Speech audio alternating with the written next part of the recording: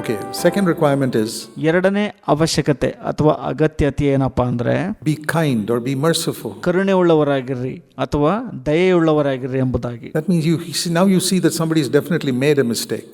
ಅದರ ಅರ್ಥ ನೀವೀಗ ನೋಡ್ತೀರಿ ಯಾರೋ ಒಬ್ರು ನಿಶ್ಚಯವಾಗಿ ತಪ್ಪನ್ನ ಮಾಡಿದ್ದಾರೆ ಅಂತ. What shall we do then? Bring a harsh judgment on that person? No. ನಾವೇನ್ ಮಾಡ್ಬೇಕೀಗ?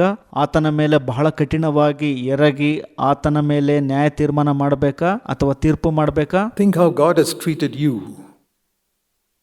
when you have made a mistake.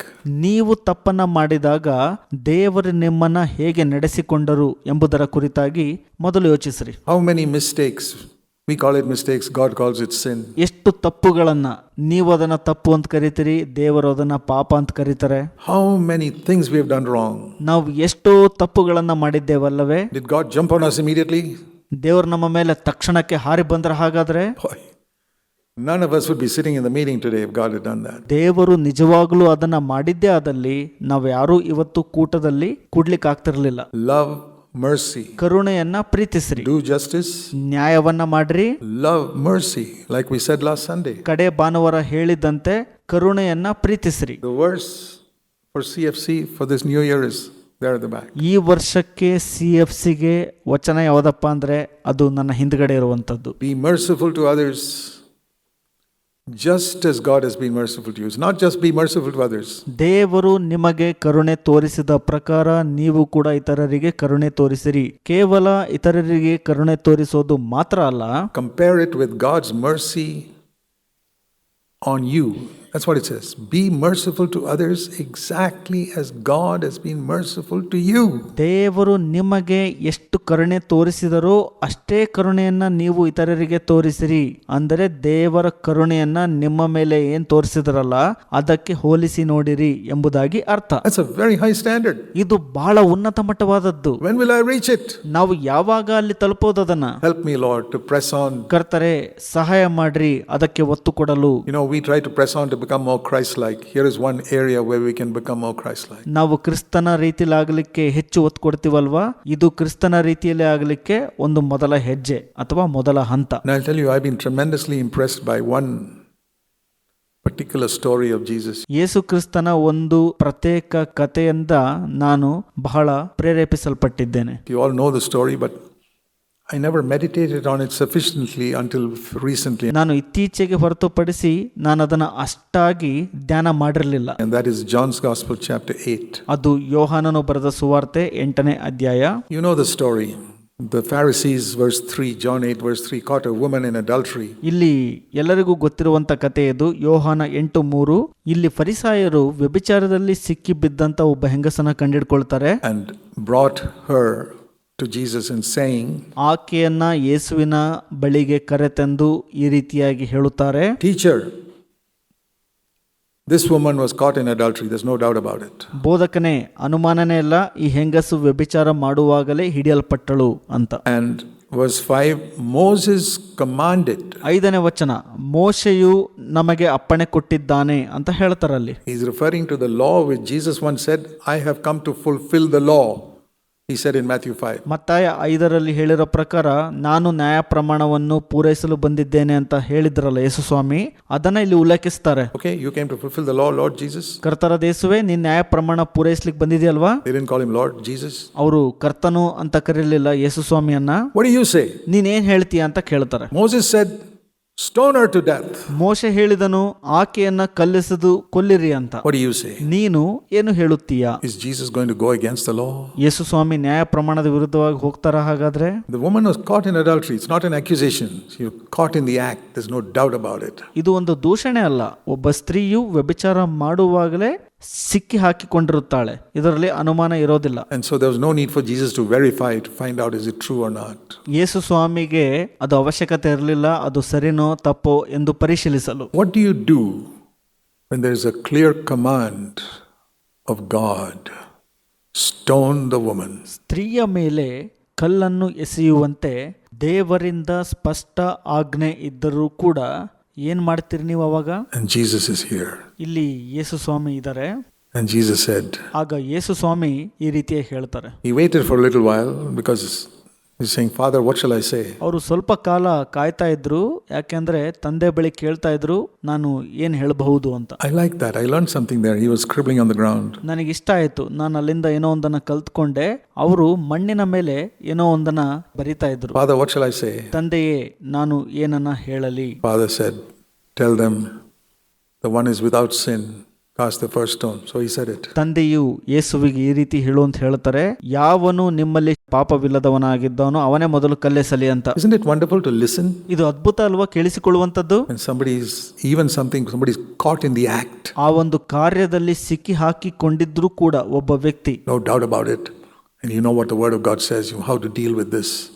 And you still wait on the Lord. ಅದರ ಬಗ್ಗೆ ಅನುಮಾನ ಇರೋದಿಲ್ಲ ನಿಮಗೆ. ಇದನ್ನ ಹೇಗೆ ವ್ಯವಹರಿಸಬೇಕು ಅಂತ ದೇವರ ವಾಕ್ಯ ಸ್ಪಷ್ಟವಾಗಿರುತ್ತೆ, ಆದರೂ ಕೂಡ ಕೇಳಿಸಿಕೊಳ್ಳುವಂಥದ್ದು. You need to wait on the Lord when God's word is written clearly. Yes. ದೇವರ ವಾಕ್ಯ ಸ್ಪಷ್ಟವಾಗಿ ಬರೆದಿದ್ರು ಕೂಡ ನೀವು ಕರ್ತನಲ್ಲಿ ಕಾಯ್ದುಕೊಂಡಿರಬೇಕು. ಹಾಗಾದ್ರೆ ಹೌದು. That's what I learned there. ಅದನ್ನೇ ನಾನು ಇಲ್ಲಿ ಕಲಿತಿದ್ದು. What should I wait for? Not to change the word of God. How shall I apply that word in this situation to this person? ನಾನು ಏನಕ್ಕೆ ಕಾಯ್ದುಕೊಳ್ಳಬೇಕು? ದೇವರ ವಾಕ್ಯವನ್ನು ಬದಲಾಯಿಸಲು ಅಲ್ಲ, ಈ ಒಂದು ವಾಕ್ಯವನ್ನ ಈ ಒಂದು ಪರಿಸ್ಥಿತಿಯಲ್ಲಿ ಈ ವ್ಯಕ್ತಿಗೆ ಹೇಗೆ ಅನ್ವಯಿಸಬೇಕು ಎಂಬುದಾಗಿ ಕಾಯ್ದುಕೊಳ್ಳಬೇಕು. My natural tendency is to be hard. Quote that verse. ನನ್ನ ಸ್ವಭಾವ ಹೇಗೆ ನಡ್ಕೊಳ್ಳುತ್ತಪ್ಪ ಅಂದ್ರೆ ಕಠಿಣವಾಗಿರು, ಆ ವಚನವನ್ನ ಉಲ್ಲೇಖಿಸು ಎಂಬುದಾಗಿ. We use God's word like a hammer. ನಾವು ದೇವರ ವಚನವನ್ನ ಒಂದು ರೀತಿ ಸುತ್ತಿಗೆ ರೀತಿಯಲ್ಲಿ ಉಪಯೋಗಿಸುತ್ತೇವೆ. Many preachers are like that. ಅನೇಕ ಬೋಧಕರು ಆ ರೀತಿಯಾಗಿದ್ದಾರೆ. They have to give helmets to everybody in the church. ನಾನು ಹೇಳ್ತೀನಿ, ಹಾಗಿದ್ರೆ ಎಲ್ಲರಿಗೂ ಅಲ್ಲಿ ಹೆಲ್ಮೆಟ್ ದೊರಕಿಸಿಕೊಡಬೇಕು ಅಂತ. God's word like a hammer. No.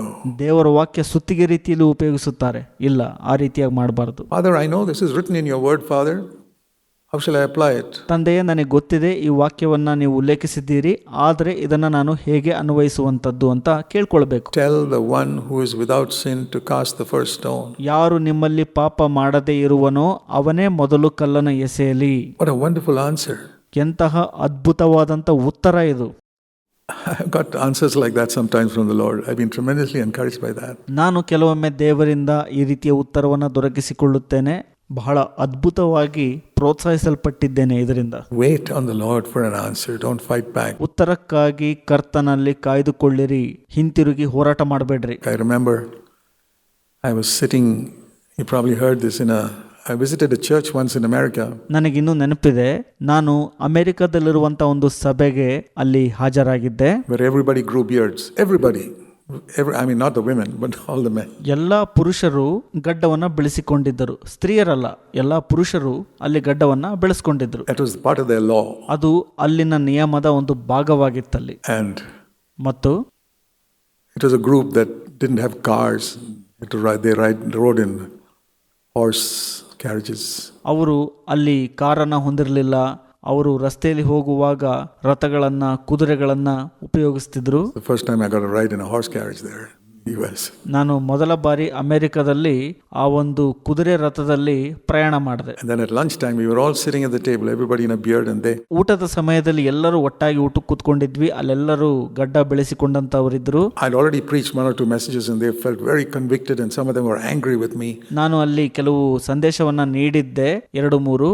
ಕೆಲವರು ಅದನ್ನು ಒಪ್ಕೊಂಡಿದ್ರು, ನನ್ನ ಮೇಲೆ ಕೋಪಗೊಂಡಿದ್ರು ಕೂಡ. Because we preached against things they had never heard before, against sin. ಅವರು ಪಾಪದ ವಿರುದ್ಧವಾಗಿ ಎಂದು ಕೇಳದೇ ಇರುವಂತ ಸಂದೇಶವನ್ನ ಅಲ್ಲಿ ನಾನು ಬೋಧನೆ ಮಾಡಿ ಬಂದಿದ್ದೆ. So they didn't know how to express their anger against me, but they wanted to humiliate me. ಅವರು ಹೇಗೆ ತಮ್ಮ ಕೋಪವನ್ನು ವ್ಯಕ್ತಪಡಿಸೋದು ಎಂಬುದಾಗಿ ಗೊತ್ತಿರಲಿಲ್ಲ ಅವರಿಗೆ, ಆದರೆ ನನ್ನನ್ನ ಅವರು ನಾಚಿಕೆಗೆ ಒಳಪಡಿಸಬೇಕು ಅಂತ ಕಾಯ್ತಿದ್ರು. And one of them asked me. ಅದರಲ್ಲಿ ಒಬ್ರು ನನಗೆ ಈ ರೀತಿಯಾಗಿ ಕೇಳಿದ್ರು, Brother Zach, ಸಹೋದರ Zac ರವರೇ, did God make a mistake by giving you hair in your face?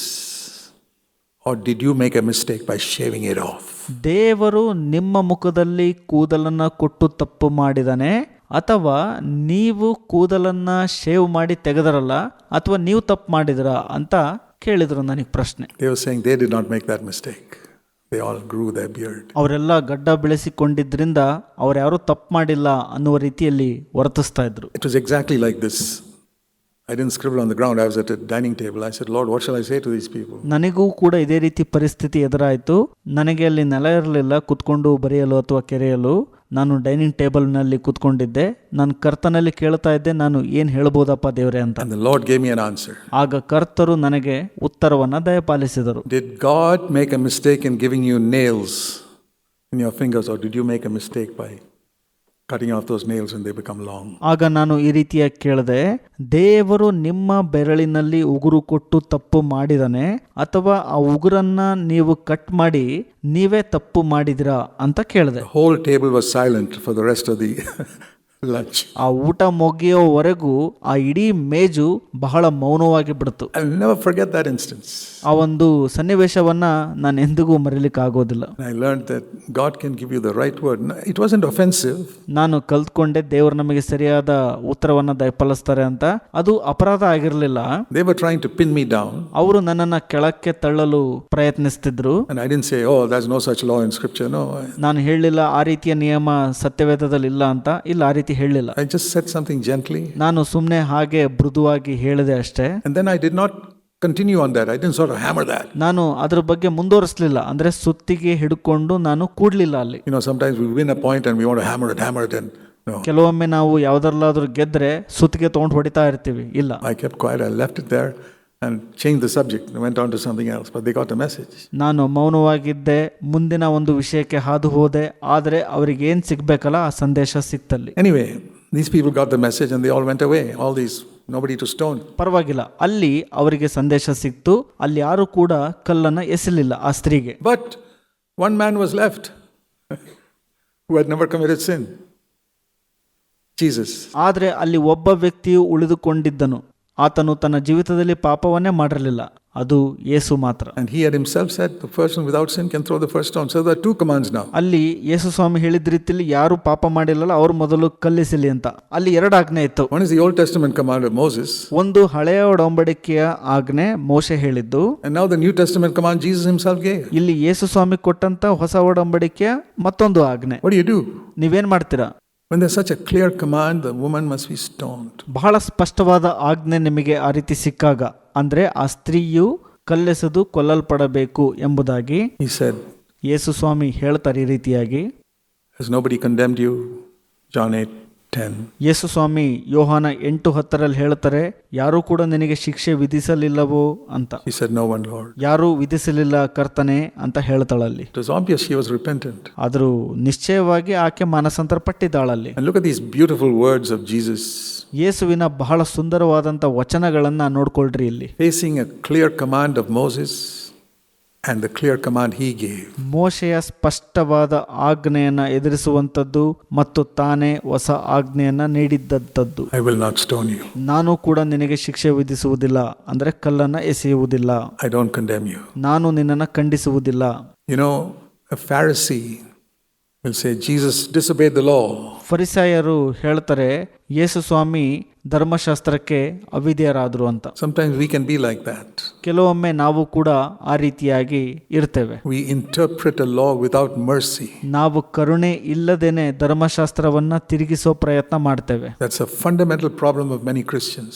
ಅನೇಕ ಕ್ರೈಸ್ತರ ಸ್ವಾಭಾವಿಕ ಒಂದು ಮೂಲಭೂತ ಸಮಸ್ಯೆ ಅದೇ ಆಗಿದೆ. I know because I've done it myself, but I repented terribly. Strongly of it. ನನಗೆ ಗೊತ್ತಿದೆ, ನಾನು ಕೂಡ ತಪ್ಪನ್ನ ಮಾಡಿದ್ದೇನೆ, ಆದರೆ ಬಲವಾಗಿ ನಾನು ಸಂಪೂರ್ಣವಾಗಿ ಮಾನಸಾಂತರ ಪಟ್ಟಿದ್ದೇನೆ, ಅದರಿಂದ ತಿರುಗಿಕೊಂಡಿದ್ದೇನೆ. I said, Lord, I want to learn something from this. ಕರ್ತರೆ, ನಾನು ಇದರಿಂದ ಏನೋ ಒಂದನ್ನ ಕಲಿಬೇಕು ಎಂಬುದಾಗಿ ಹೇಳಿದ್ದೀನಿ. I don't want to take a verse of scripture and hammer people on the head with it, make life miserable for them. ನಾನು ಸತ್ಯವೇದದ ವಚನವನ್ನ ತೆಗೆದುಕೊಂಡು ಸುತ್ತಿಗೆ ರೀತಿಯಲ್ಲಿ ಜನರಿಗೆ ಬಳಸಬಾರದು, ಅದರಿಂದ ಅವರ ಜೀವಿತವನ್ನ ಬೇಸರಪಡಿಸಬಾರದು. Be merciful to others. Just as God has been merciful to you. ದೇವರು ನಿಮಗೆ ಕರುಣೆಯನ್ನ ತೋರಿಸಿದ ಪ್ರಕಾರ ನೀವು ಕೂಡ ಇತರರಿಗೆ ಕರುಣೆಯುಳ್ಳವರಾಗಿರ್ರಿ. When you disobeyed scripture, did God use a hammer to hit your head with it? ನೀವು ಸತ್ಯವೇದದ ವಚನಕ್ಕೆ ಅವಿಧೇಯರಾದಾಗ ದೇವರು ಸುತ್ತಿಗೆಯನ್ನು ತೆಗೆದುಕೊಂಡು ನಿಮಗೆ ಹೊಡೆದ್ರ? Boy, there'd be nothing left of us if God had used a hammer. ದೇವರು ಏನಾದರೂ ಒಂದು ವೇಳೆ ಸುತ್ತಿಗೆಯನ್ನು ಉಪಯೋಗಿಸಿದ್ದೇ ಆದಲ್ಲಿ ಏನು ಉಳಿತಿರ್ಲಿಲ್ಲ ಆವಾಗ. Think of the number of times he said to us, to you and me individually, I do not condemn you. ಯೋಚಿಸಿರಿ, ಅನೇಕ ಬಾರಿ ನನಗೂ ಮತ್ತು ನಿಮಗೂ ವೈಯಕ್ತಿಕವಾಗಿ ದೇವರು ಹೇಳಿದ್ದಾರೆ, ನಾನು ಎಂದಿಗೂ ನಿನ್ನನ್ನು ಖಂಡಿಸುವುದಿಲ್ಲ ಅಥವಾ ಶಿಕ್ಷೆ ವಿಧಿಸುವುದಿಲ್ಲ ಅಂತ. Have you heard it? ನೀವು ಇದನ್ನ ಕೇಳಿಸ್ಕೊಂಡಿದ್ದೀರಾ? I've heard it umpteen times in my life. ನಾನಿದನ್ನ ನನ್ನ ಜೀವಿತದಲ್ಲಿ ಬಹಳಷ್ಟು ಬಾರಿ ಕೇಳಿಸ್ಕೊಂಡಿದ್ದೀನಿ. Small things, big things. ಸಣ್ಣ ಸಂಗತಿ, ದೊಡ್ಡ ಸಂಗತಿ ಯಾವುದೇ ಇದ್ರು, I do not condemn you. ನಾನು ನಿನಗೆ ಶಿಕ್ಷೆ ವಿಧಿಸುವುದಿಲ್ಲ ಅಥವಾ ಖಂಡಿಸುವುದಿಲ್ಲ. Did you get angry? ನೀವು ಕೋಪಗೊಳ್ತೀರಾ? Did you yell at your wife or husband? ನಿಮ್ಮ ಹೆಂಡತಿಯನ್ನ ಮತ್ತು ಗಂಡನನ್ನ ಎಳೆದಾಡ್ತೀರಾ, ಅಂದ್ರೆ ಜಗಳ ಮಾಡ್ಕೊಳ್ತೀರಾ? You said sorry. ನೀವು ಕ್ಷಮೆಯನ್ನ ಕೇಳ್ತೀರಾ? You did it again. ನೀವು ಮತ್ತೆ ಮಾಡ್ತೀರಿ. And you did it again. ನೀವು ಮತ್ತೊಮ್ಮೆ ಅದನ್ನ ಮಾಡ್ತೀರಿ. And you did it again. ನೀವು ಅದನ್ನ ಮತ್ತೊಮ್ಮೆ ಮಾಡ್ತೀರಿ. This woman did it once. ಈ ಸ್ತ್ರೀಯು ಒಂದು ಬಾರಿ ಮಾಡಿದಳು. How many times we have done it? ನಾವು ಎಷ್ಟು ಬಾರಿ ಇದನ್ನ ಮಾಡಿದ್ದೀವಿ? And he always said, I don't condemn you. ಯಾವಾಗಲೂ ದೇವ್ರು ಹೇಳುವಂಥದ್ದೇನಪ್ಪ ಅಂದ್ರೆ, ನಾನು ನಿಮ್ಮನ್ನ ಖಂಡಿಸುವುದಿಲ್ಲ ಅಂತ. Go. ಹೋಗುರಿ. Don't sin again.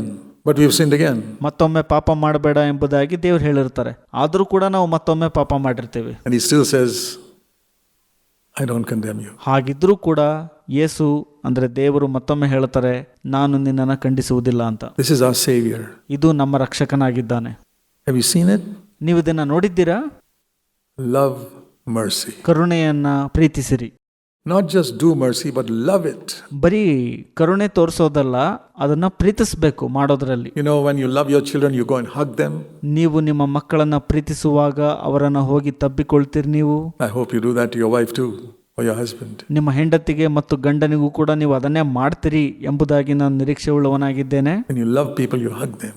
ನೀವು ಜನರನ್ನ ಪ್ರೀತಿಸುವಾಗ ಅವರನ್ನ ತಬ್ಬಿಕೊಳ್ಳುತ್ತೀರಿ. I want to hug mercy like that. ನಾನು ಆ ರೀತಿಯಾಗಿ ಕರುಣೆಯನ್ನ ತಬ್ಬಿಕೊಳ್ಳಬೇಕು ಅಂತ ಬಯಸುತ್ತೇನೆ. To love mercy so much ನಾವು ಕರುಣೆಯನ್ನು ಹೆಚ್ಚಾಗಿ ಪ್ರೀತಿಸಬೇಕು that I first think of being merciful to somebody rather than condemning somebody. ನಾನು ಒಬ್ಬರನ್ನ ಖಂಡಿಸುವ ಮೊದಲು ಇನ್ನೊಬ್ಬರಿಗೆ ಕರುಣೆ ತೋರಿಸುವುದನ್ನು ನಾನು ಬಯಸಬೇಕು. I hope we'll remember that all through this year. ನನಗೆ ನಿರೀಕ್ಷೆ ಇದೆ, ಈ ವರ್ಷ ಪೂರ್ತಿ ನೀವು ಇದನ್ನ ನೆನಪಿಡ್ತೀರಿ ಅಂತ. Until Jesus comes. ಯೇಸು ಸ್ವಾಮಿ ಬರುವವರೆಗೂ. What does God require of you? Do what is right. ದೇವರಿಗೆ ನಿಮ್ಮಿಂದ ಬೇಕಾಗಿರುವಂತದ್ದು ಏನು? ಹಾಗಾದ್ರೆ ಸರಿಯಾದದ್ದನ್ನ ಮಾಡಿರಿ. Listen carefully to all the points. You get all the complete picture, like the judges who wait 6 months and write 500 pages before they make a judgment. ನ್ಯಾಯಾಧೀಶರು ನ್ಯಾಯಾಲಯದಲ್ಲಿ ತೀರ್ಪನ್ನ ಮಾಡುವ ಮೊದಲು ಬಹಳಷ್ಟು ಕೇಳಿಸ್ಕೊಳ್ತಾರೆ, 500 ಹಾಳೆಗಳಷ್ಟು ಅದಕ್ಕೆ ಪ್ರತಿಗಳನ್ನು ಬರೆಯುತ್ತಾರೆ. ಆ ರೀತಿಯಾಗಿ ನಿಮಗೆ ಸಂಪೂರ್ಣ ಚಿತ್ರಣ ಬರೋವರೆಗೂ ಕೇಳಿಸ್ಕೊಳ್ರಿ ನಿಧಾನಕ್ಕೆ. We don't have to go that far, but at least evaluate. Don't immediately, you heard something today and immediately you pass on that to other people. Did you hear this? No. ಅಷ್ಟು ದೂರ ಹೋಗೋದು ಬೇಡ. ನೀವು ಏನಾದರೂ ಕೇಳಿಸ್ಕೊಳ್ಳುವಾಗ ಅದನ್ನು ಸರಿಯಾಗಿ ಪರಿಶೋಧಿಸಿ ನೋಡ್ರಿ. ನೀವು ಯಾರಿಂದನಾದರೂ ಏನನ್ನಾದರೂ ದೊರಕಿಸಿಕೊಂಡಾಗ ತಕ್ಷಣಕ್ಕೆ ಹೋಗಿ ಇದನ್ನು ಕೇಳಿದೆ ಅಂತ ಹೋಗ್ಬೇಡ್ರಿ. ಇಲ್ಲ. Please, my brothers and sisters, stop this habit of as soon as you hear something, the itch to go and tell somebody about it. To call up somebody. Did you hear this? ಈ ಒಂದು ಹವ್ಯಾಸವನ್ನ ಮೊದಲು ನಿಲ್ಲಿಸಿರಿ ಪ್ರಿಯ ಸಹೋದರ ಮತ್ತು ಸಹೋದರಿಯರೇ. ನೀವು ಏನನ್ನಾದರೂ ಯಾರಿಂದನಾದರೂ ಕೇಳಿಸ್ಕೊಳ್ಳುವಾಗ ತಕ್ಷಣಕ್ಕೆ ಹೋಗಿ ಇನ್ನೊಬ್ಬರ ಹತ್ರ ಹೋಗಿ ಇದನ್ನ ಕೇಳಿಸ್ಕೊಂಡ್ಯಾ ಅಂತ ಹೇಳುವಂತ ಹವ್ಯಾಸವನ್ನ ಮೊದಲು ಬಿಡ್ರಿ. Stop it from today onwards. ಇವತ್ತಿಂದನೇ ಅದನ್ನ ನಿಲ್ಲಿಸ್ಬಿಡ್ರಿ. Let this new year be a special year where that is finished. ಈ ಹೊಸ ವರ್ಷವು ಇದಕ್ಕೆ ಮುಕ್ತಾಯ ಮಾಡಿ ಆ ಒಂದು ವಿಶೇಷ ವರ್ಷವಾಗಿ ಹೊರಹೊಮ್ಮಲಿ. Love mercy. ಕರುಣೆಯನ್ನ ಪ್ರೀತಿಸಿರಿ. Maybe after investigation you find it is true. ನೀವು ವಿಚಾರಣೆ ನಂತರ ಅದನ್ನ ಸತ್ಯ ಅಂತ ಕಂಡುಕೋಬಹುದು. Love mercy. ಆದರೂ ಕೂಡ ಕರುಣೆಯನ್ನ ಪ್ರೀತಿಸಿರಿ.